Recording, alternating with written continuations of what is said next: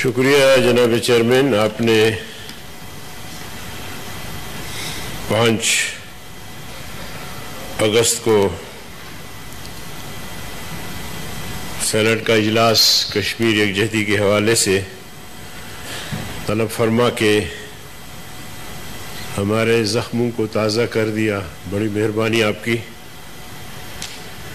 جناب چیئرمین، آج ہم پوری قوم کشمیریوں سے اظہار یکجہتی کر رہی ہے۔ ہمارے تمام ادارے، پارلیمنٹ،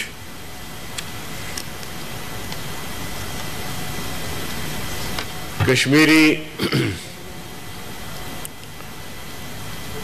70 سال سے مسلسل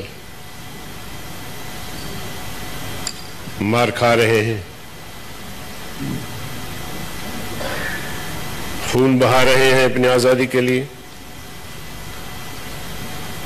کشمیری ماؤں بہنوں کی عصمت دری ہو رہی ہے، عصمتیں کٹ رہی ہیں۔ اللہ کرے وہ دن آئے کہ کشمیری سکھ کا سانس لے اور آزادی کے نعمت سے مالا مال ہو۔ جناب چیئرمین، مودی دنیا انسانیت کا ایک گھٹیا انسان ہے، خونخوار ہے، دہشت گرد ہے۔ کشمیر میں کشمیری مسلمانوں کا 1 سال سے قتل عام ہو رہا ہے، صرف لاک ڈاؤن نہیں ہے، خواتین کی عصمت دری ہو رہی ہے۔ مجھے حیرت ہے کہ دنیا کیوں خاموش ہے کشمیری مظالم پر۔ اقوام متحدہ جو دراصل امریکہ کی لونڈی بنی ہوئی ہے، وہ اپنے قراردادوں پر عمل درآمد کرانے کے بجائے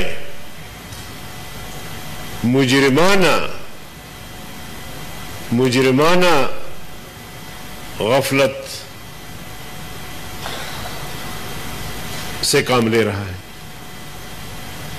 دنیا اسلام جسے ہم امت مسلمہ کہتے ہیں، ان کا ضمیر خاموش ہے۔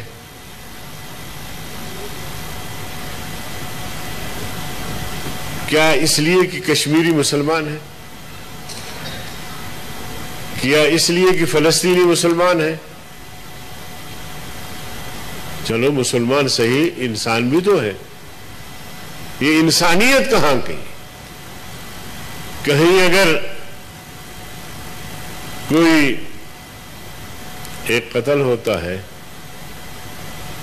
جسے ہم بھی ناجائز و نامناسب سمجھتے ہیں، اس پر تو پوری دنیا شور مچاتی ہے، واویلا کرتی ہے۔ لیکن ایسا ظلم و جبر جو 70 سال سے 72 سال سے مسلسل جاری ہے، اور کشمیریوں کا بے رحمانہ قتل ہو رہا ہے، ان کی لاشیں دریائے نیلم میں پھینکے پاکستان کو للکارا جاتا ہے کہ پاکستان تو کشمیر کی بات کرتا ہے، مقبوضہ کشمیر کی، سری نگر کی، جموں کی، یہ لاشیں ہیں کشمیریوں کی۔ تمہیں اگر غیرت ہے، تمہیں اگر جرت ہے، تمہیں اگر ہمت ہے تو میدان میں آ۔ جناب چیئرمین، آج کا افسوسناک دن، جو آج سے 1 سال قبل مودی سرکار نے اپنے آئین میں جو آرٹیکل 370 جو کشمیر کی آئینی حیثیت ختم کر کے اسے بھارت کے ساتھ ضم کر دیا، اور اسی طرح شق نمبر 35A مسلم آبادی، جو ایک آئین میں شق ہوا کرتا تھا کہ یہاں غیر مسلموں کو لا کے آباد نہیں کیا جا سکتا، یہاں کشمیری ہی رہیں گے، کشمیر کے اندر چاہے ہندو ہے، سکھ ہے، مسلمان ہے، وہ ہیں، ان کی اولاد وہ رہیں گے، باہر سے یہاں آبادی نہیں بڑھائی جائے گی۔ آئین میں ترمیم کر کے ہندوستان نے کشمیر سے متعلق جو معاہدات تھے، اقوام متحدہ کی جو قراردادیں تھی، شملہ معاہدہ تھا، اعلان لاہور، سب کو پاؤں تلے روندا۔ نہ اقوام متحدہ نے اجتہاد کیا، نہ دنیا کے کسی کونے سے کوئی آواز بلند ہوئی، سب اور ہر طرف خاموشی چھا گئی۔ آج ہم ان کے ساتھ یکجہتی کا اظہار کر رہے ہیں اور کریں گے، مگر سوال یہ ہے کہ کشمیری کب تک ظلم سہتے رہیں گے، کب تک ظلم کی چکی میں پستے رہیں گے، ان ماں اور بہنوں کی چیخوں پر کب کوئی کان دھرے گا، کب ہندوستان کو کوئی طاقت تاکہ ظلم اور جبر سے روکے گا، مودی کی چیرہ دستیوں کے سامنے کھڑے ہو کے اس کا ہاتھ مروڑے گا۔ یہ کب تک کیسا رہے گا؟ 1 سال لاک ڈاؤن، ان کی حالت، ان کی کیفیت کیا ہو سکتی ہے؟ جناب چیئرمین، آپ سے بھی اوجھل ہے، مجھ سے بھی۔ یہ ظلم و جبر یہ کب تک رہے گا؟ کیا صرف قراردادوں سے کام بن جائے گا؟ 1 منٹ کی خاموشی یہ کیا بحیثیت ایک مسلم ریاست کے، بحیثیت ایک مسلمان کے، یہ کہاں کی روایات ہے جو ہم اپنا رہے ہیں؟ ہم ان کے لیے آج قرآن کریم ختم کروائیں، ان کے لیے دعا کریں، ان کی درجات کی بلندی کے لیے دعا کریں۔ 1 منٹ کی خاموشی سے کیا پیغام جائے گا؟ خاموش رہنے کا وقت نہیں، اب کچھ کرنے کا وقت ہے جناب چیئرمین، اب کچھ کرنے کا وقت۔ جی حیدری صاحب، میں آپ کا تھوڑا سا ٹائم لوں گا۔